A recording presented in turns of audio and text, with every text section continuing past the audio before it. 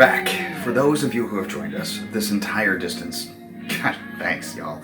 I know there's only been like 4 to 6 of you, and at maximum like 12. So look, I think that's pretty neat. If you've picked anything up or learned anything along the way, that's fantastic. If you've suffered through my rants, I appreciate it. Today is the end. I regret to announce this is the end. So, something to that effect. We only have a few things left to do. And a lot of it is going to take place at my home base keyboardy area. Because that's what I'm used to. I don't like standing up for everything. When it comes to wiring, this is where we're going to be. When it comes to the fiddly bits, like the setup and stuff, we're going to be there. There's only 2 things that I can think of that I need to do up here. And that's set the bridge, wire, maybe put the tuners on. All right, here we go.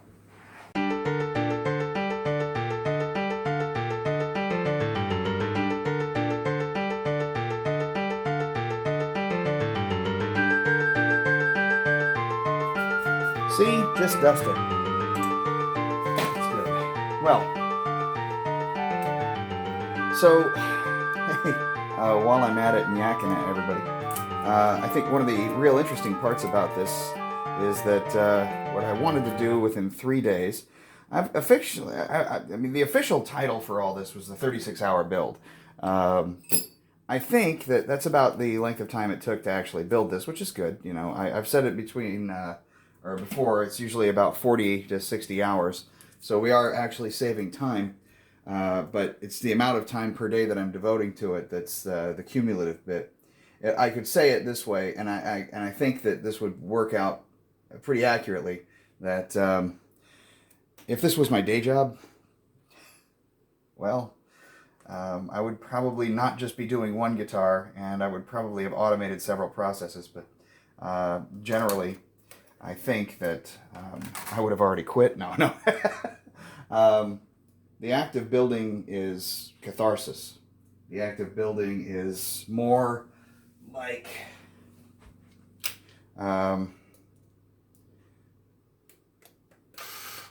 the entirety to it to me is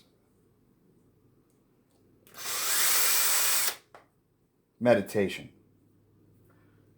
I have a lot of joy and appreciation for it. You know, going through and finding new ways of doing things.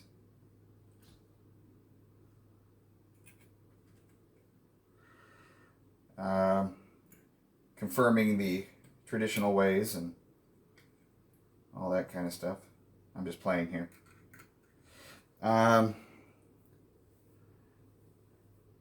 It's not quite like having your cake and eating it too and all that stuff, but 3-way switch. We do have to do a little bit of work. Apparently, I don't have any more of these lying around. This is a push-pull toggle potentiometer.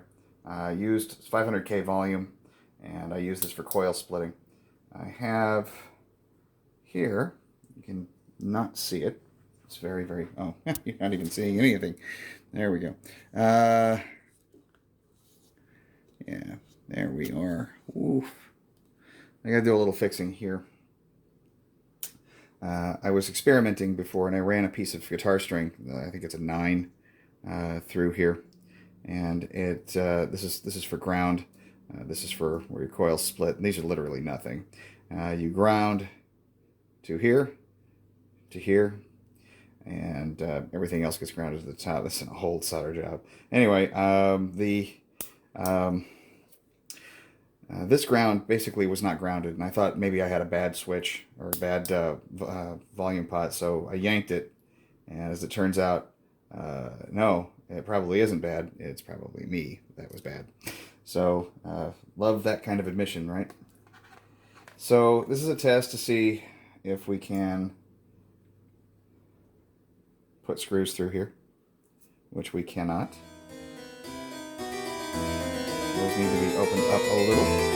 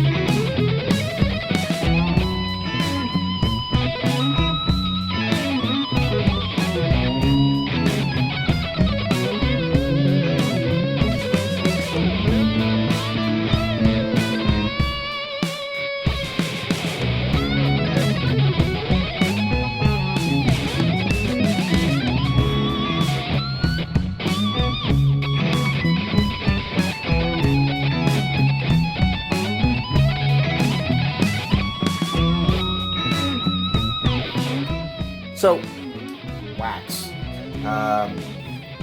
I've heard many a tale about guitarists, guitar builders, who decide that it's a glorious idea to wax their screws prior to entry, and it's true, it's a good idea. Well, here's a more fun thing you can do. These, like scented wax cubes for the, those nice, smelly, things. So I'm a fan of, like, autumn scents, and it doesn't matter what time of year it is, really. So this is the Happy Camper. Kind of smells like fall campfire. And I use these to wax my screws. It doesn't take much, just a little bit in there. Get it on the threads. and pop them in. When you have the proper screwdriver, there we go.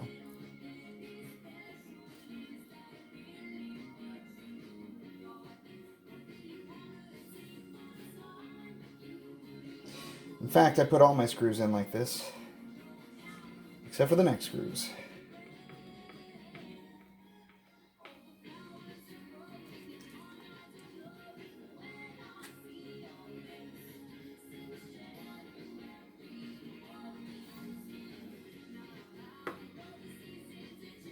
All these screws do is keep these in one spot. These being the tuners. Just keeps them from moving around. What really keeps them in place is the hole that you drill and the snugness of the nut on top. Oh, wow.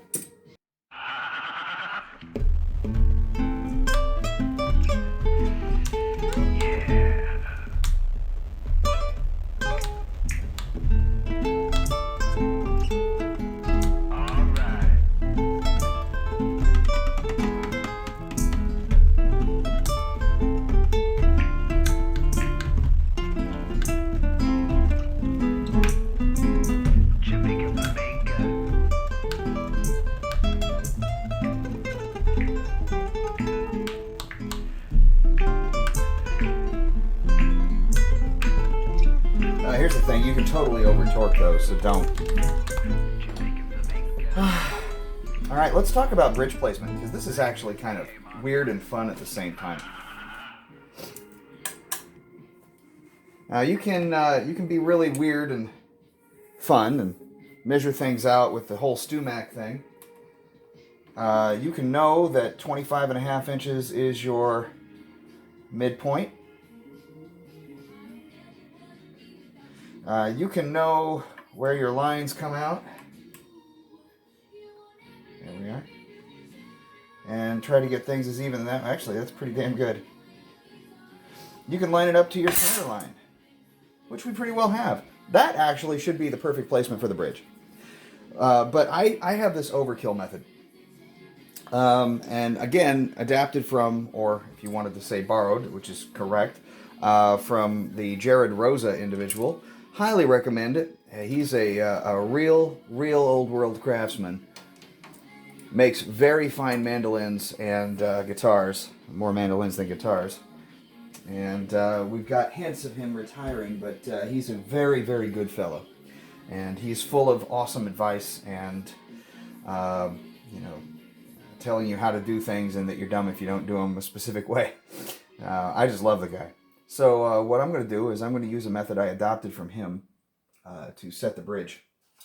And this song is going to keep repeating until I stop it. And I'm kind of hooked on it, so I'm not going to stop it.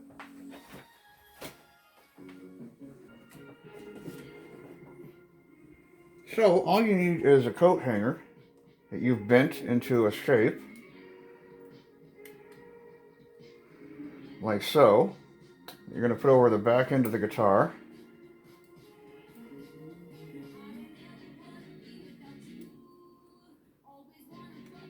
You're going to need to protect the finish. Oh, you're also going to need 2 G strings, which I've got in bulk. Why not? But like I said, the finish is going to need to be protected. Ooh, just gouged the fretboard a little bit. Oh, wax. We're good.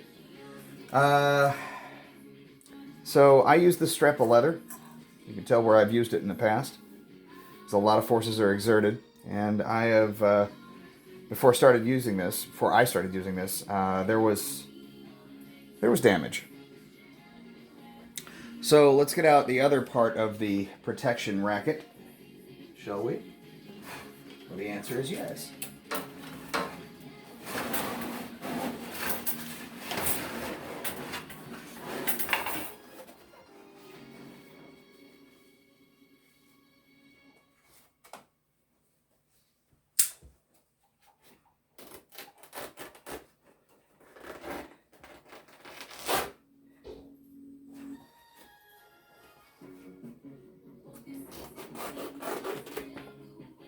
Strip of yoga mat. because who needs a whole yoga mat? Now, before I had this stuff on here, I used a yoga mat. And it worked pretty great.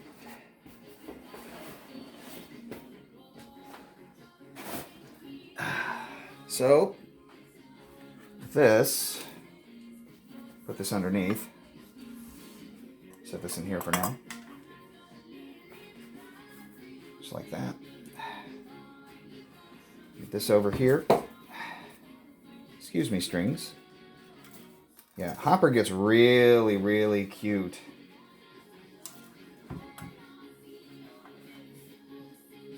When this comes into play. Thinks it's the greatest thing in the world.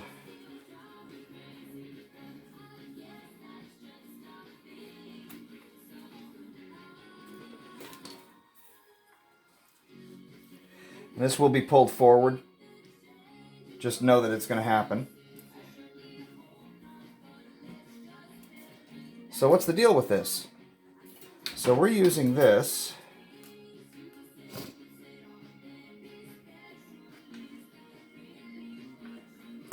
Just making sure there's nothing underneath. We are using this to allow us to put tension on these strings while the bridge is still floating. And now the idea is legit brilliant. So Jared Rosa, you are an engineering madman. I've said it before, this is more like mad science than anything else to me.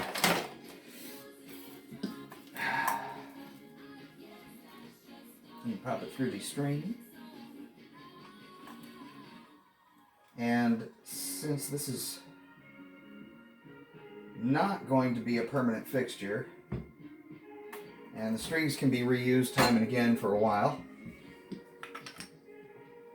now you're going to watch the bridge pick up quite a bit. Oh yeah, go the other way.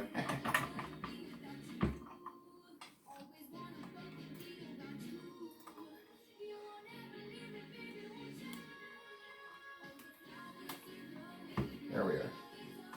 That's better.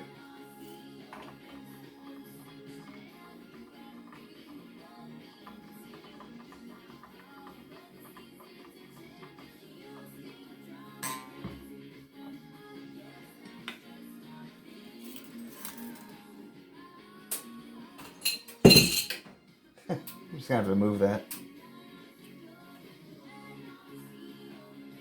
God, I love this tune.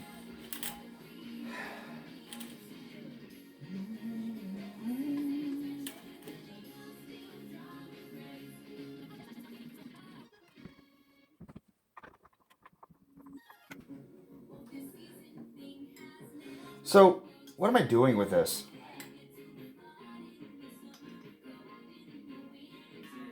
I am trying to find an even spot for what's called relief. That's the distance between the string and the edge of the fretboard. Now for this, I'm actually going to turn that down.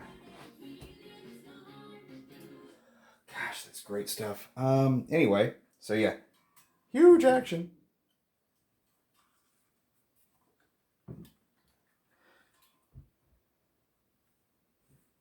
And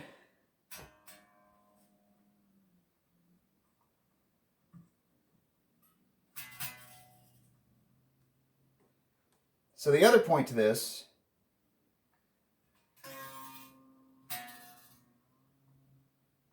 is to get the intonation perfect. It's hard to do while holding down a bridge. Sharp is short.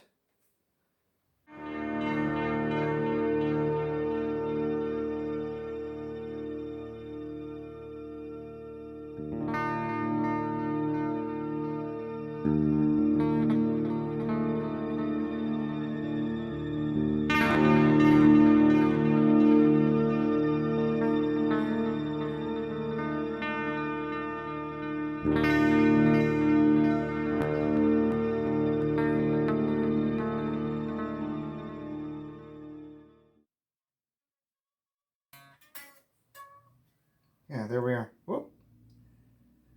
That's it. So, Here's the thing. We're going to mark with an awl our part, where our screws are going to go on the outside.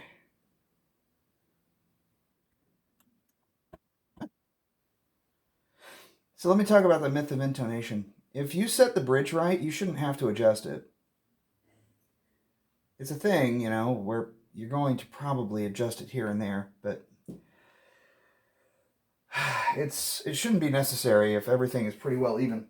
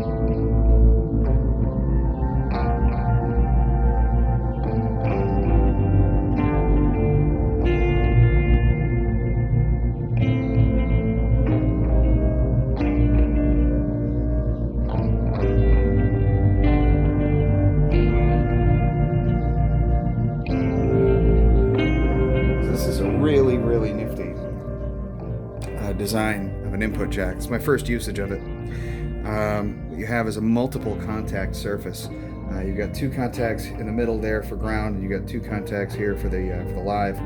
Of course, live and ground are there. And how do you know? Is the inner sleeve, of course, is ground, and the outer sleeve is your live. What's I think is especially neat about it is that it's not confusing. You can see clearly what's what, and they're out. Whereas in a normal tip ring sleeve type of deal here would be your inner would be coming out of here, and I've always thought that you're running the risk of having your wires kind of collide with where the input or where the jack goes.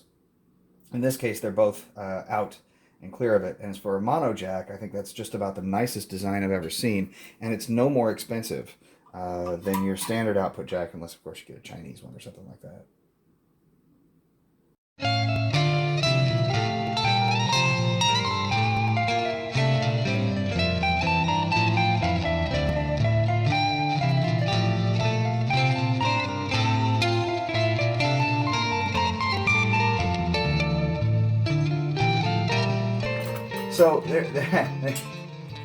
So I'm going to make a couple of rants today because there's no video for me without that actually happening. So the first thing I'm going to talk about is I'm going to make fun of a lot of people's favorite vocalist, Anthony Kiedis. Kiedis rhymes with P. Anyway, Red Hot Chili Peppers guy, whatever his last name is, I don't really care. I'm serious. I could care less. But he, don't hate me for this, but he sounds like he's got Down syndrome. Sometimes I feel like I don't have a partner. Yeah. Sometimes I feel like my only friend in the city I live. Oh, here's the scissors. Hang those back up. Oh, I might need the forceps though. There we go. Trade you up. There you are. But no, if I was to rant about something, it would be Joe Bonamassa. I think people like him because he has a name that is unusual and fun to say. I think people don't know any better that the dude is a fucking hack in the guitar community. This guy is everybody but himself. He's basically kind of like an Eric Johnson meets Um, Now, he copies Eric Johnson a lot, but the guy who he really copies is Gary Moore and Peter Green. And he does that in the style of not only the music he plays, um, and professes to be authentic, which is not, but he also does that in the sense that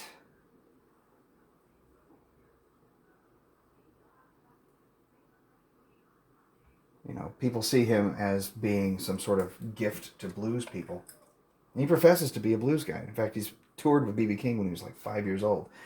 He is everybody in the world but himself. But primarily, if you like him, you actually are liking Gary Moore. Give credit where credit's due. And just go buy Gary Moore's stuff. Because this guy incorporates a few Eric Johnson licks into basically Gary Moore phrasing and tone. And if not Gary Moore, Peter Green, who Gary Moore wanted to be when he became a blues guy. So I just think, if you're going to be authentic, be authentic. And that's a huge one for me. I fucking hate Joe Bonamassa. The guy's an asshat. And if you listen to him by himself, he shreds. The guy's a phony. He's a fake. Absolutely can't stand him.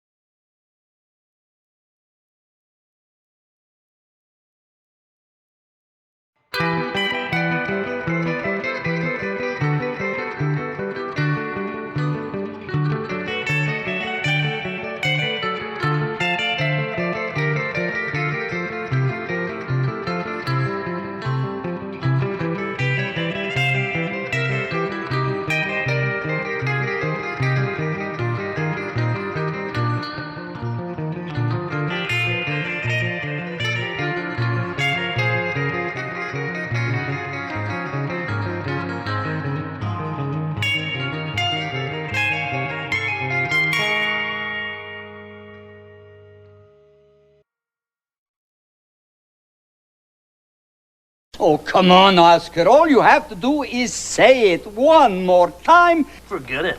Oh, Oscar, help me out here. I don't want to help you out. I'm not going to say the N word again, and that's final.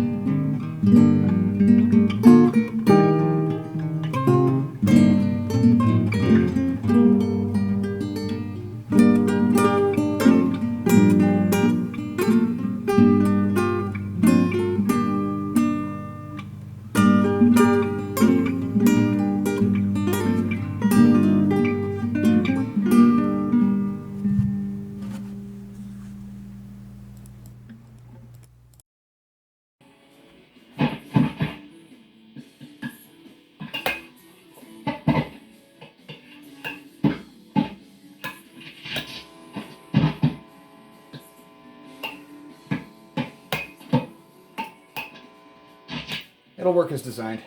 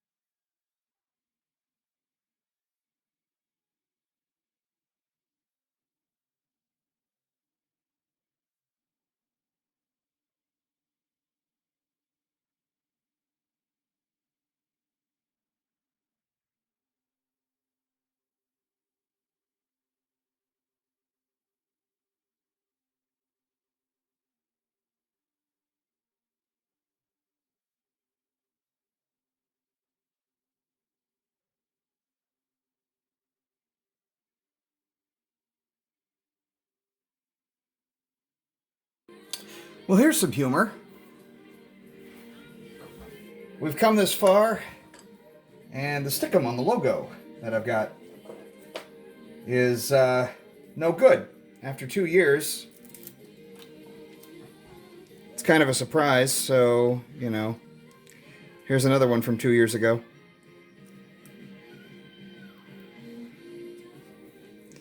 Just to show you the fact that it ain't working. As soon as I start to pull it, it just comes right up with the paper. It's not supposed to do that. And, you know, if you're wondering if I'm putting pressure on the logo, the answer is, I am. Lots and lots and lots. Rub it on down. But perhaps this is just sticking it to the paper all the more. How dumb is that? Yeah, see? Comes right up. Doesn't that suck? So, those are gone. So, we're going to have to wait for the new method, which is the Cricut method. And I did not think of that in advance. Otherwise, I'd have a logo ready to go. So, I'm just going to go ahead and sign this. And drop my centering rule. Not here, because this is a silver marker. It is what I always sign with. But on the back. And so, what the hell day is it anyway? I know it's Saturday, but what? Doesn't know. Doesn't care. Lucky bastard. That would be the 11th. So 6/11/22. Number 28. Good times. So if there's a name associated with it, like Blackie, Black Gold, something like that, Hopper, there we go. But Shadowcaster is the name.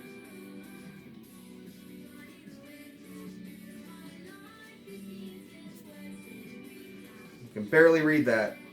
Number 28. 9/28. And then the date and my signature. 06/11/22.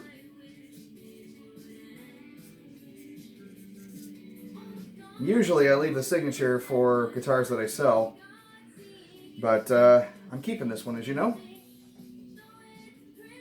And that's that. I can almost say Kirker on the front of this with the silver, but it just doesn't show. Does not pop. You do it in purple. Nah. So oddly enough, I really don't have a black marker except for that tiny, tiny little one.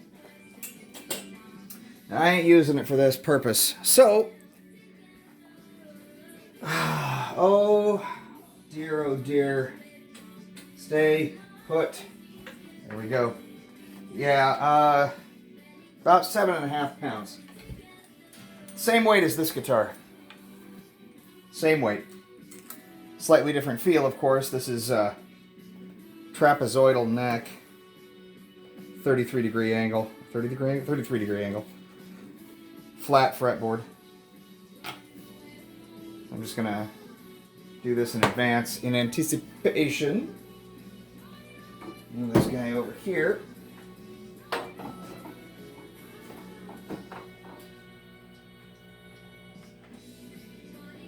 And turn that down because we don't need the buzz. So let's grab some strings. This is where the fiddly bit things come in.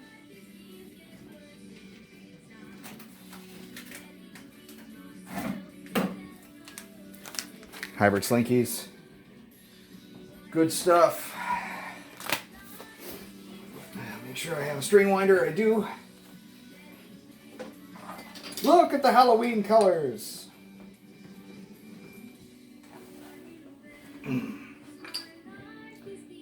So,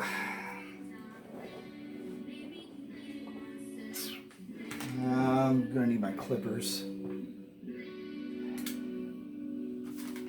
This is Hopper's favorite thing. You get strings out and it's, you might as well just say that I'm trying to play with you with stuff that you're not supposed to play with. Really, he's such a good boy. All right. So, word to the wise, the faster we trim these, the better.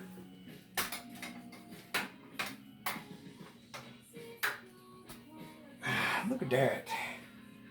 Yeah, it's pretty blue light. There we go. More neutral. Here we go. Let's have some fun. If that's what we're going to call this. We can call it that the whole time, though, so I suppose so. Yeah, 9.5 to 46. Good stuff.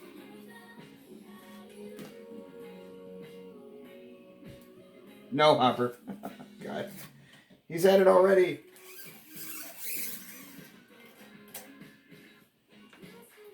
If you guys knew me for a while, you'd know that I wasn't really a fan of Ernie Ball's stuff for a long time, but you know, after going through a whole bunch of different sets of strings and they make good strings, what can I say? So let's see if I can remember what direction this goes. Yes, that way, which means I'll need to lock it in this direction.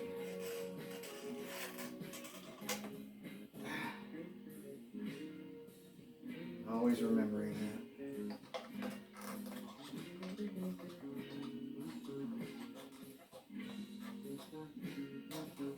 that. Oh, shit! Damn it. I guess I didn't have enough torque on there after all. Or enough stoof on there after all.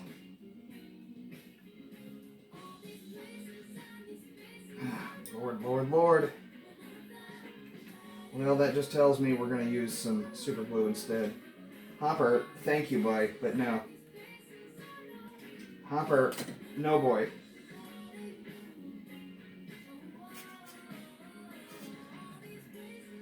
Well, let's... Ooh.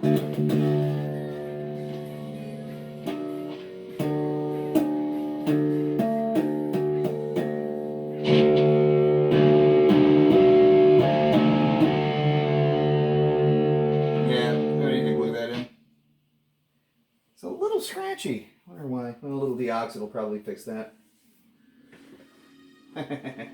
But we are wired for sound! And that makes me joyously happy. Pause for the glucose.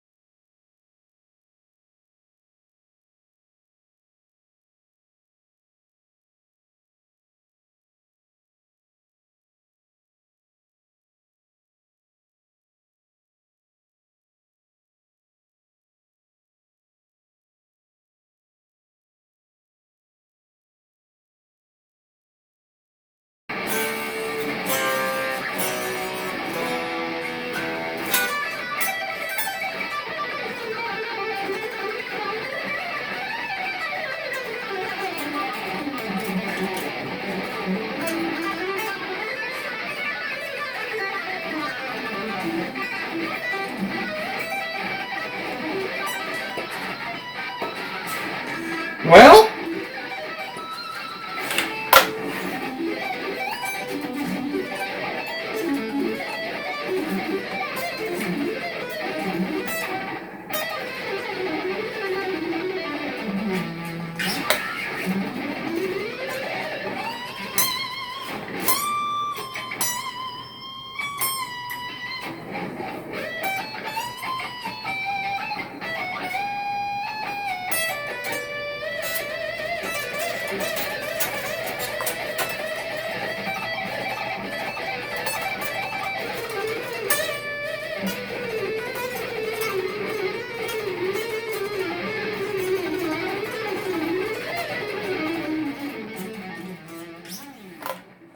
yeah, I'm not really fighting it. My hand is very comfortable. I'm quite happy. Here's the situation, though. Because of the current neck angle, it's not feeling completely correct. A small shim of either brass or brass probably, or aluminum actually, just to deflect the neck just a little bit this way. I put it in flat, so, but just a little bit to deflect it this way will probably solve any issue that I've got right now. Hey, you know what? I could take it on tour. As it is, it feels pretty good. I think that these are probably okay. The low E works, but it's a little high. A's fine. Those are all good. I can, give it a good sound. Something pretty. Something that I'm going to do demonstrate tomorrow. So when I give it a proper demo, I'm not sure about the shim, but when I give it a proper demo, you'll hear something a little more along the lines of this. Bank one.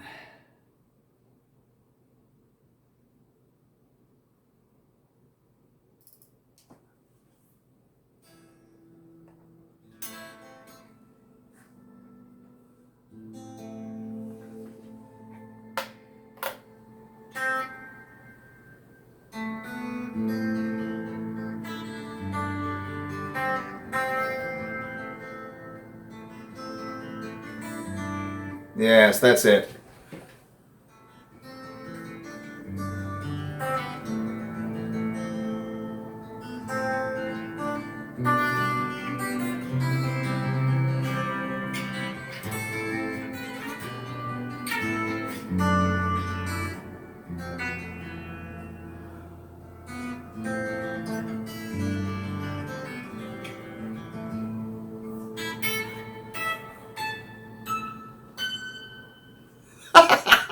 Yeah, if I put this back just a little bit further.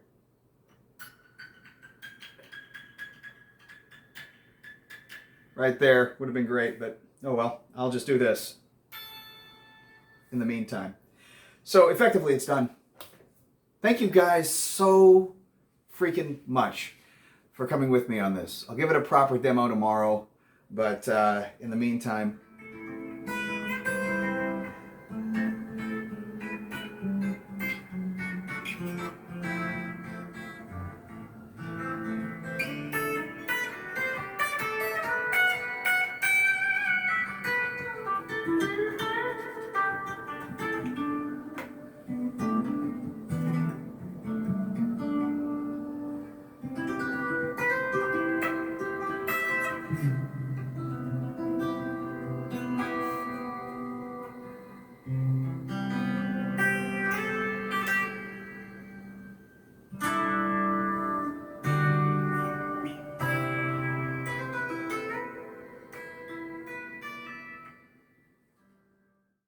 that was one of the low ones. It's fine, but it's not as fine as the rest of them. Anyway, it'll survive, and I'll survive too. Thank you guys so much again for coming with me on this. You know what I put into it, and I'm just elated that it's over. I'm happy that we have what we have, and it still needs to be filled with a tiny little bit, but generally speaking, the Shadowcaster is effectively finished. Be well, everybody. Good night out there.